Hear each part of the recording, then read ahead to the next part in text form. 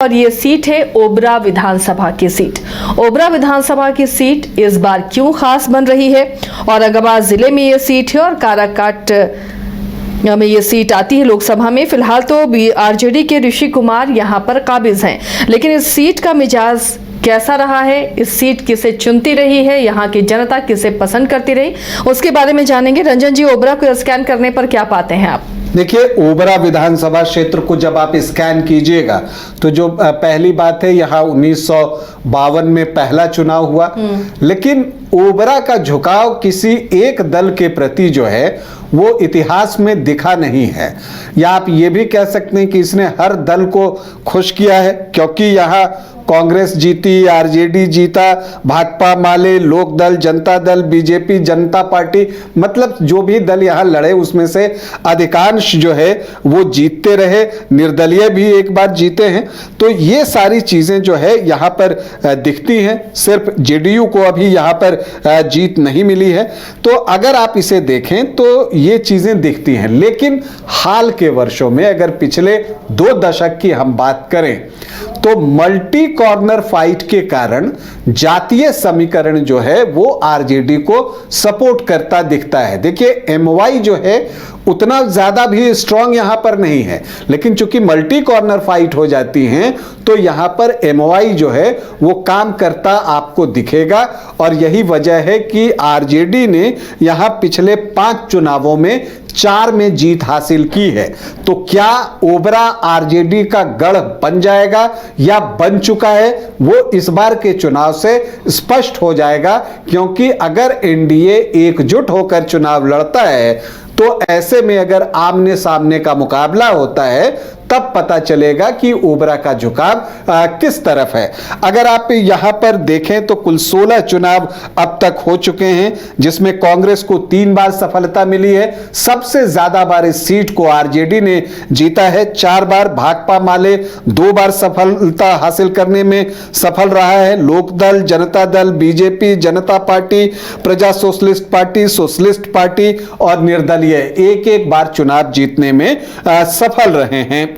अब अगर हम बात करें कि किन्होंने ज्यादा बार चुनाव जीता है तो रामविलास सिंह ने सर्वाधिक 3 बार जो है इस सीट पर कब्जा जमाया है। सत्यनारायण यादव, राजाराम सिंह कुशवाहा जो अभी काराकाट से सांसद हैं, उन्होंने भी 2 बार जो है इस सीट को जीता है। तो यह विधानसभा क्षेत्र सांसद राजाराम सिंह कुशवाहा का भी रहा है, यहां से वो चुनाव लड़ते रहे हैं विधानसभा का।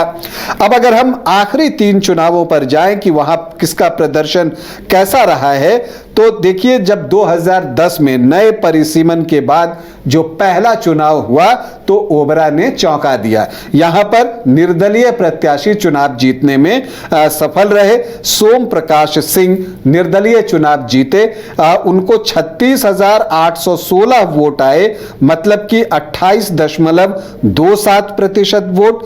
दूसरे स्थान पर जेडीयू के प्रमोद सिंह चंद्रवंशी रहे, जिनको लगभग 36,000 वोट आए और 27.65 उनका मत प्रतिशत रहा। माले से राजाराम सिंह थे, जिनको 18,463 वोट आए, मतलब 14.18%। और आरजेडी के प्रत्याशी जिनके गढ़ होने की हम बात कर रहे हैं, सत्यनारायण सिंह चौथे स्थान पर चले गए, उनको आया 16,856 वोट, 12.95% वोट। और कांग्रेस के अरविंद कुमार 5वें स्थान पर रहे 13,201 वोटों के साथ। तो यहां पर जो मुकाबला हुआ वो मल्टी कॉर्नर हुआ। 5 कोणों में यहां का मुकाबला खुला, जिसमें सोम प्रकाश सिंह जो निर्दलीय प्रत्याशी थे सिर्फ 28.27% वोट लाकर इस सीट को निकालने में कामयाब रहे और उन्हें ओबरा का प्रतिनिधित्व करने का अवसर मिला। 2015 में तो महागठबंधन बन चुका था और अब तो यहां पर आंकड़े जो एमओआई का था उसके साथ नीतीश कुमार के वोट भी ऐड ऑन हो रहे थे। तो ये सबसे सुखद पल था। महागठबंधन के लिए, और यहां पर आरजेडी को ही ये सीट मिली सीट शेयरिंग में चुनाव लड़ने के लिए। वीरेंद्र कुमार सिन्हा जो है यहां से चुनावी मैदान में उतरे। आपको बता दूं कि ये भी यादव जाति से ही आते हैं। इनको 56,042 वोट आए, 34.86%। दूसरे स्थान पर आरएलएसपी उपेंद्र कुशवाहा की पार्टी के चंद्रभूषण वर्मा रहे, जिनको 44,646 वोट आए, मतलब 27.77% वोट। और राजा राम सिंह जो भाकपा माले के प्रत्याशी थे, उनको 22,801 वोट आए, मतलब 14.19% वोट। और सोम प्रकाश जो कि सिटिंग विधायक थे, वो एसपीएल के टिकट पर लड़े, उनको 10,114 वोट, मतलब 6.29% वोट आए। तो फिर से एक चतुष्कोणीय मुकाबला हुआ। और देखिए, महागठबंधन होने के बावजूद वीरेंद्र कुमार सिन्हा को 34.86% वोट ही आए, लेकिन इतना ही वोट लाकर वो 11,396 वोटों से चुनाव जीतने में सफल रहे। फिर 2020 होता है, परिस्थितियां बदल चुकी थी, जेडीयू की एनडीए फोल्डर में वापसी हो चुकी थी, तो भाकपा माले सहित लेफ्ट की पार्टियां और कांग्रेस आरजेडी के साथ महागठबंधन में शामिल थी। इस बार फिर से जो है टिकट जो है वो बदल दिया गया। देखिए, जो सिटिंग विधायक थे वीरेंद्र कुमार सिन्हा, उनका टिकट कटा और टिकट किन्हें मिला? ऋषि कुमार सिंह को यहां पर टिकट मिला। ऋषि कुमार कौन है? पूर्व केंद्रीय मंत्री कांति सिंह के बेटे हैं। तो लालू परिवार से जो आपको ये परिवार है, उनकी एक नजदीकी भी रही है और पुरानी जान पहचान भी रही है, साथ में काम करते रहे हैं। तो यहां पर ऋषि कुमार को जो है वो टिकट मिला है और उनको जो है 63,662 वोट आए, मतलब 36.2% वोट उनको मिले। यहां से एलजेपी ने भी प्रत्याशी दिया, क्योंकि जेडीयू ने प्रत्याशी दिया था तो एलजेपी ने भी दे दिया। प्रकाश चंद्रा यहां पर एलजेपी के टिकट पर चुनाव लड़े, उनको 40,994 वोट आए, 23.3% वोट। और वो दूसरे स्थान पर रहे जो एनडीए के प्रत्याशी थे जेडीयू के सुनील कुमार, जबकि ये भी जो है इनकी जो फैमिली बैकग्राउंड है वो स्ट्रांग है, राजनीतिक परिवार से आते हैं, लेकिन बावजूद इसके ये तीसरे स्थान पर खिसक गए। 25,234 वोट सुनील कुमार को आए, 14.41% वोट। और यहां पर आरएलएसपी ने प्रत्याशी बनाया था अजय कुमार को, जिनको 19,879 वोट आए, मतलब 11.3% वोट। तो फिर से एक चतुष्कोणीय मुकाबला यहां पर हुआ, जिसमें ऋषि कुमार 36.2% वोट लाकर 22,668 वोटों से प्रकाश चंद्रा को हराने में सफल रहे। तो ये एक चीज यहां पर दिखी है कि मल्टी कॉर्नर फाइट की वजह से जातीय समीकरण जो आरजेडी का है वो प्रभावी यहां पर दिखता है। अब इस बार क्या होगा, टिकट किन्हें मिलेगा? तो देखिए, एक चर्चा ये भी हुई थी कि आरजेडी का चूंकि ये गढ़ बन गया है, आरजेडी के लिए एक सेफ सीट है, तो रोहिणी आचार्य के लड़ने की भी चर्चा इस सीट से हुई है। सोनपुर से हुई, परसा से हुई, और फिर जो है यहां से भी उनके लड़ने की बात जो है वो एक समय फिजा में तैर रही थी। लेकिन मुझे नहीं लगता कि यहां ऋषि कुमार यादव का टिकट कटेगा। ऐसे भी दोनों परिवार के रिश्ते अच्छे हैं, तो मुझे लगता है, और जो नजदीकियां हैं लालू फैमिली से ऋषि कुमार की, तो इस वजह से ये टिकट जो है ऋषि कुमार को ही मिलेगा। और अगर रोहिणी आचार्य चुनाव लड़ेंगी तो मुझे लगता है कि वो सारण के किसी विधानसभा क्षेत्र से लड़ते हुए हमें दिख सकती हैं। खैर, अगर हम बात करें तो इसलिए मुझे लगता है कि आरजेडी से तो ऋषि कुमार यादव का टिकट जो है ऑलमोस्ट कंफर्म है। यहां पर जो बातचीत की टेबल पर बैठना है वो बैठना है आपको एलजेपी और जेडीयू को, और इन दोनों के बीच इस सीट को लेकर लंबी चर्चा होगी, इससे भी आप इनकार नहीं कर सकते, क्योंकि यहां से एलजेपी के प्रकाश चंद्रा पिछली बार दूसरे स्थान पर रहे हैं, समाज सेवी हैं, की सेवा करते रहते हैं और उनकी एक अच्छी पैठ है, ग्राउंड पर काम करने के लिए वो जाने जाते हैं, तो उनका दावा मजबूत बनता है। लेकिन इन सब के बीच क्या जेडीयू जो है वो ये सीट छोड़ने के लिए तैयार हो जाएगा, ये देखना दिलचस्प होगा। लोग कहते हैं कि चिराग पासवान ने इसे लेकर बात भी की है कि वो इस सीट को नहीं छोड़ना चाहेंगे, लेकिन क्या कुछ होता है ये देखना दिलचस्प होगा। आरएलएसपी का भी यहां प्रभाव है। उपेंद्र कुशवाहा, ये लोकसभा क्षेत्र जो है,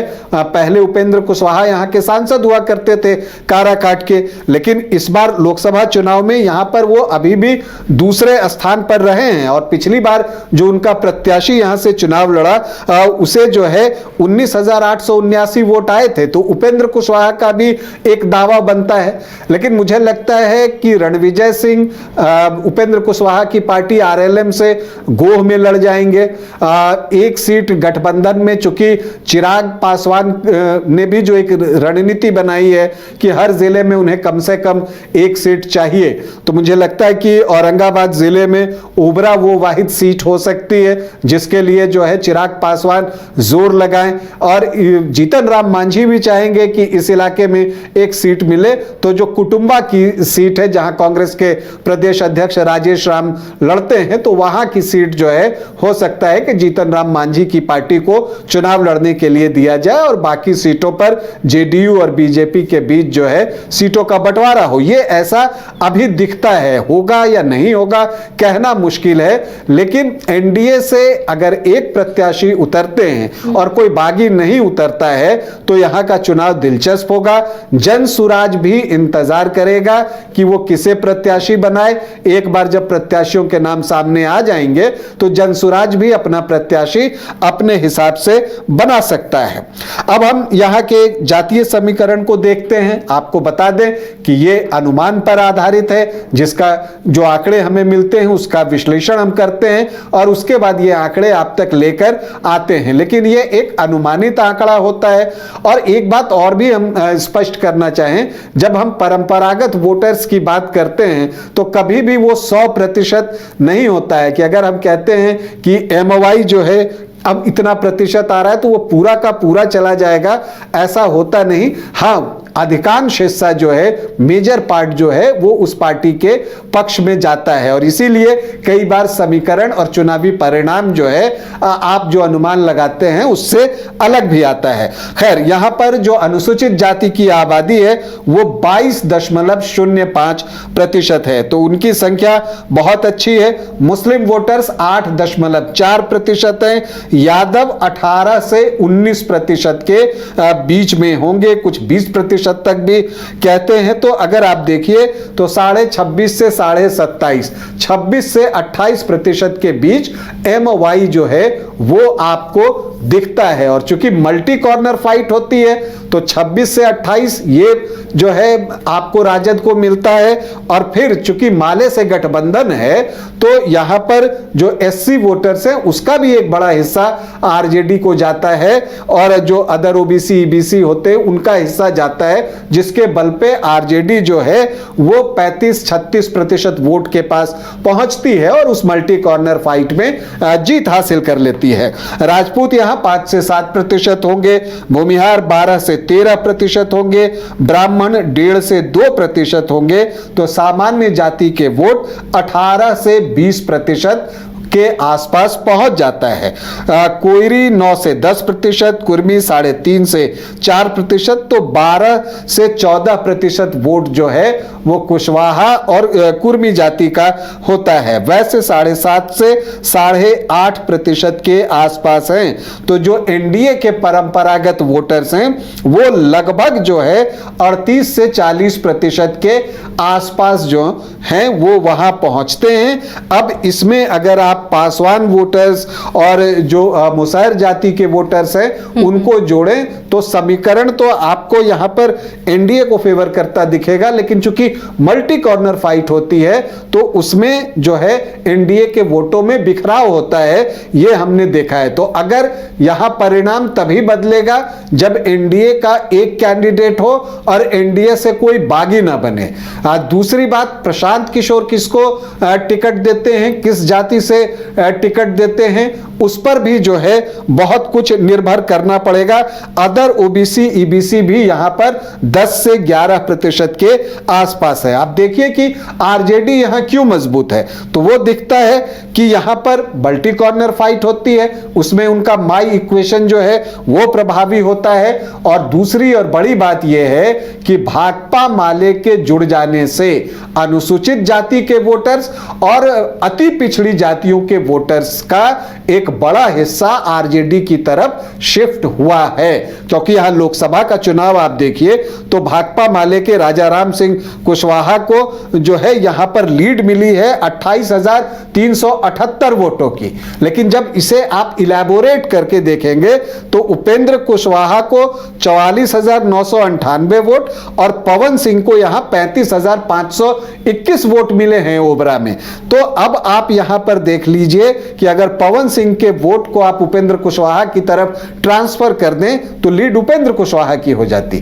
तो यह चीज यहां पर दिखी है कि जब भी यहां पर कोण ज्यादा खुलते हैं तो उसमें एनडीए को नुकसान होता है। इस बार क्या कुछ होगा यह देखना दिलचस्प होगा, लेकिन ओबरा में एक कांटे का मुकाबला हम सब का इंतजार कर रहा है। तो देखिए ओबरा की जंग कितनी दिलचस्प होने जा रही है और यहाँ का जो मुकाबला है उस पर हमारी भी नज़र बनी रहेगी। ये सीट अब इस बार किसे फेवर करती है और किसे सत्ता की चाबी सौंपती है ओबरा की, इस पर हम लगातार चर्चा करते रहेंगे। देवघर के घोरमारा का सुखारी मंडल का शुद्ध पेड़ा बन गया है भोले के भक्तों की पहली पसंद। कांवरिया हो या श्रद्धालु सभी पहुंचते हैं सुखारी मंडल गार्डन और रूबी रेस्टोरेंट घोरमारा। बायोम है सिर्फ मेडिकल प्रिपरेशन का संस्थान। बायोम बना फिर से एक बार रांची से नीट यूजी में सर्वश्रेष्ठ एवं सर्वाधिक रिजल्ट देने वाला संस्थान। 10th और 12th पास्ड स्टूडेंट्स के लिए नीट की क्लास जल्दी ही शुरू होने जा रहे हैं। Digital classroom, hitech library, individual doubt solving, updated study material, comfortable hostel facility और ट्रांसपोर्ट फैसिलिटी के साथ नीट क्रैक करने का सपना होगा और भी आसान। कॉल 7360066185 और visit Biome, circular road and Hinoo, Ranchi. घर रहने का मकान भर नहीं, ये खुशियों की तिजोरी है। दरवाजे पर दस्तक देता पड़ोस, खिड़कियों से उमड़ आता आसमां, तारों में उलझी ऐसी ना जाने कितनी दास्तां। कहती हैं चले डायमंड सिटी, एक सफर हम सफर के साथ अपने घर तक। Diamond city, life long bonding, 500 से ज्यादा खुशहाल डायमंड परिवार। जल्दी करें, सिर्फ 200 फ्लैट बाकी। आज ही बुक करें अपना आशियाना।